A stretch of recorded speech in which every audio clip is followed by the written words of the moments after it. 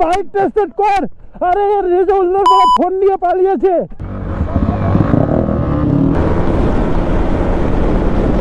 আবে ফোন দে ভাই। এই অবস্থা ভাই ফোনের। এই এটা কোথায় গেল? এখানে এসে দেখো এই রিলাইন 4।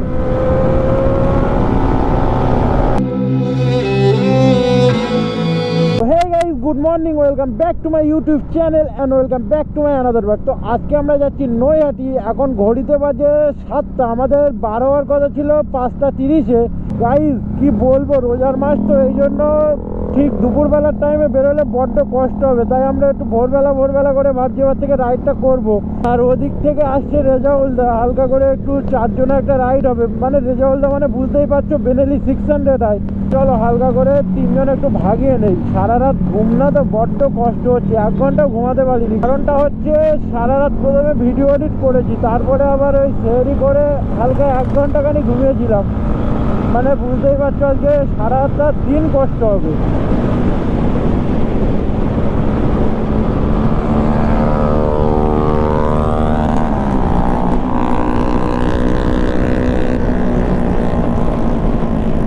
সকাল সকাল কিন্তু আলাদাই ফিল আছে।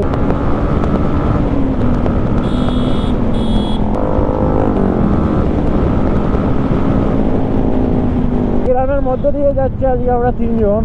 ওখান থেকে আমরা আটগোড়ার ভেতর দিয়ে যাব মগরাতে, ওর পরে মগরা হয়ে বেরিয়ে যাব হাবড়া থেকে সোজা নৈহাটি রোড 2 লেন্থের রাস্তা। গরমকাল পড়ে গেছে ভেবেছিলাম জাস্ট একটা টি-শার্ট পরে বেরিয়েছি, বাট এতটা ঠান্ডা লাগছে না কি বলবো। তো বাইরে দেখতে পাচ্ছে পুরো জ্যাকেট পরে বেরিয়েছি। আমি তো জানতাম না যে এতটা ঠান্ডা দেবে, পুরো গা হাত পা যেন কাঁপছে আমার।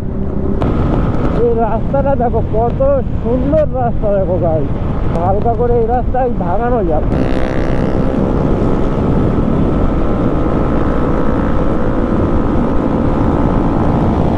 দেখো বাইকে সাইলেন্সার কাটিয়েছে 2টো, দেখতে পাচ্ছ। বাংলায় তো এই নতুন চ্যানেলটা খুললাম, ঠিকঠাক একটু সাপোর্ট দেখাও, সবাই একটু বেশি করে সাবস্ক্রাইব করে দাও, নাই ঠিক মুড আসছে না ভিডিও বানাতে। প্রচন্ড ঠান্ডা ভাই, আমি বুঝতে পারিনি তো। আমরা এখন উঠলাম এখান থেকে ডান দিকে যেতে হবে।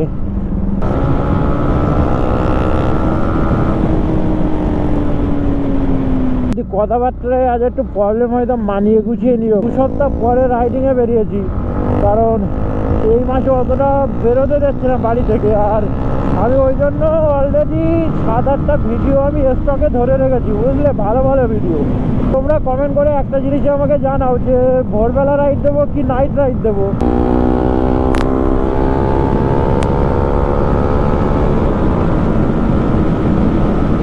আমরা রেলওয়ে গেটের এখানে চলে এসেছি। তো আর একটু যাওয়ার পরে 2 লেন্থের রোডটা পড়বে। ইসমাইল ভাই দেখো কি সুন্দর লিনগুলো নিচ্ছে, দেখো অলরেডি 40 থেকে 45 কিলোমিটার দূরে চলে এসেছি। তো দেখতেই পাচ্ছ এই হলো হাবড়া নৈহাটি রোড। এই রোডেই কোথাও হয়তো রেজাউলদা আমাদের জন্য ওয়েট করছে।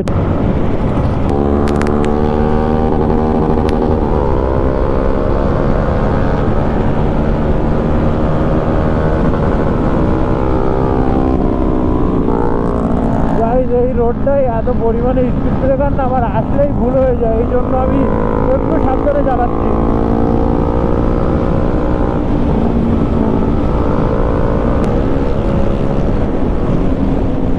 আগে একবার এই স্পিড ব্রেকারটা উড়িয়ে দিয়েছিলাম 100-র উপরে, আর এখানে পুলিশ দাঁড়িয়েছিল ভাই, যে আলাদাই সিন হয়ে গেছিল। তো ভাই এই সেই খাল পার, তোমরা হয়তো চেনো। আমরা যেদিন বেঙ্গলি বাবাদের সাথে রাইডে গেছিলাম, এখানে এসেই ধরো আড্ডাটা দিচ্ছিলাম।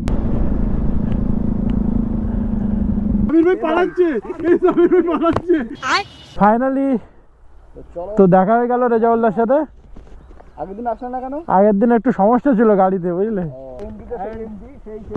সকাল সকাল ওয়েদারের সাথে কি দারুণ লাগছে, পুরো শাইনিং দিচ্ছে দেখো গাড়িটা।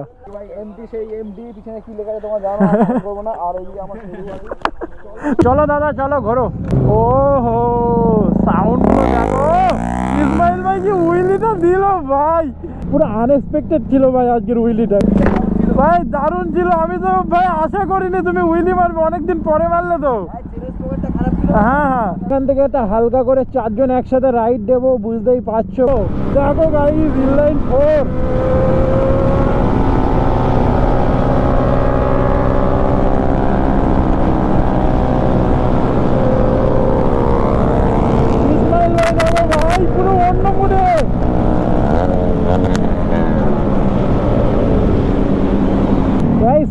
বাইকের সাথে কিন্তু রাইড করার ফিলটাই আলাদা।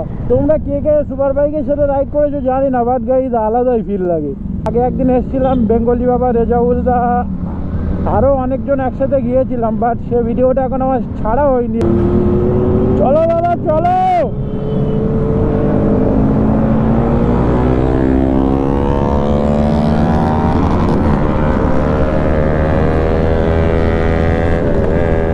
চলো চলো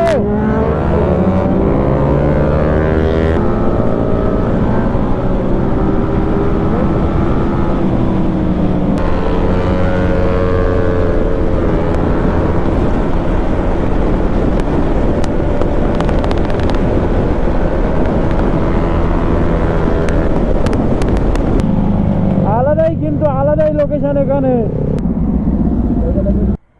এই টায়ার আর এই স্বামীর কোমরটা এ কি कुछ भी ও এই কি করছিস? ওসব করবো না, রেখে দাও তো। কি বলছিস ভাই? আরে না, অন্য সুপার বাইক গুলো এই মালটা খুব ভারী তো। প্রচন্ড ভারী। তোর এই পেপসি মতো শরীরে তো ভারী লাগবেই ভাই। বলে এ নাকি আমাদের শাহরুখ খান, বলো তো। সেটা বলে তুই বলিস? হ্যাঁ। ও ভাই, ও একটু র্যাপ দেবো ভাই, একটু র্যাপ দেবো। ও কি দারুণ লাগছে, আলাদাই লাগছে ভাই। তোমরা যে অ্যাক্সিডেন্ট করে যে আমার চারটো ভাই সাইলেন্স জানি, এটা কিন্তু না না, এটা কিন্তু ইনলাইন ফোর।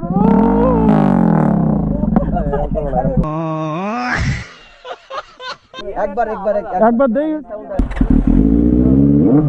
ও ভাই কি সাউন্ড! মারাত্মক লেভেলে।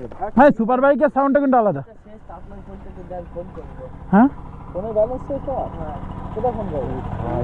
আলাদা কি হলো রে? ফোন করবে যে সাবির ভাই, আমার বাইক তো এরকম এমন র্যাপ করালে কিন্তু দারুণ লাগবে গাই। আমার তবে খরচ কিরকম পড়বে? ওই কোন 11-12 হাজার পড়বে।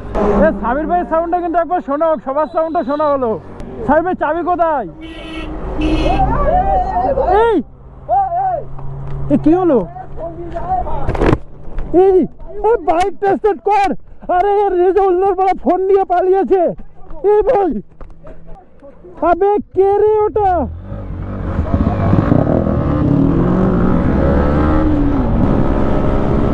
গিয়েছিল ওটা, ফোন নিয়ে দেখো ভাগছে, দেখো এই লরির ভেতর দিয়ে কেমন ভাবে গেল ভাই। রেড জেট নিয়ে টানছে দেখো শুধু, ওই যাচ্ছে আগে। এ ভাই আবে ফোন দে, কেমন চালাচ্ছে, থামছেই না তো। আবে ফোন দে ভাই। এই ফোন তো ফেলে দিল, মনে হচ্ছে ওদের এলাকায় চলে এসে ফোনটা ফেলে দিয়ে চলে গেল। এ কি অবস্থা? দেওয়ার কি দরকার দাদা? ওরকম ভাবে চেনো না, জানো না, ফট করে না চিনলে ফোন দেয় কেউ এভাবে? রানিং এ একদম পড়ে গেছে তো, ওই জন্য প্রবলেমটা হয়েছে। একটা বাচ্চা ছেলে তাও একদম। গাড়ি পড়ে যাবে ও, আর ওর কিছু হয়ে গেলে আমার কিছু হয়ে গেলে তো আর আমার ফোনের দাম চলে যাবে অবস্থা। একটা বাচ্চা বসে আছে পিছনে। হ্যাঁ ওই তো তোমাদের সামনে দিয়ে গেল। আননোন কারো কাছে গাইস ফোন দেওয়া নেই, দেখেছো? একদম তো মনে হলো একটা ভদ্র একটা ছেলে। খারাপ করলাম, মন খারাপ এখন মানে মন খারাপ ব্যাপার না, ওটা না সেটা খারাপ লাগছে। ব্যাপারটা হচ্ছে ওই খারাপ লাগছে মনে ফোন কথা বলতে দিকে উপকার করেছি, আর কিন্তু এরকম করে তো ভাবতে পারি, এইটাই একটু মানে অবাক লাগছে আর কি। আমার তো ফোনটা ওর হাতটা ধরলে কি বলো তো, তখন আর ফোনটা ধর। তবে চলন্ত গাড়ি থেকে কি করে ধরবো? তবে চালাচ্ছে কিরকম বলো তো? মনটা আছে আমার দুটো কত বাড়ির ফোন বলো ভাঙো দিকে এই করে চলে তো ছাড়ো, কোন কি করে আসে আর কি বলবো। সাবধানে যাও। হ্যাঁ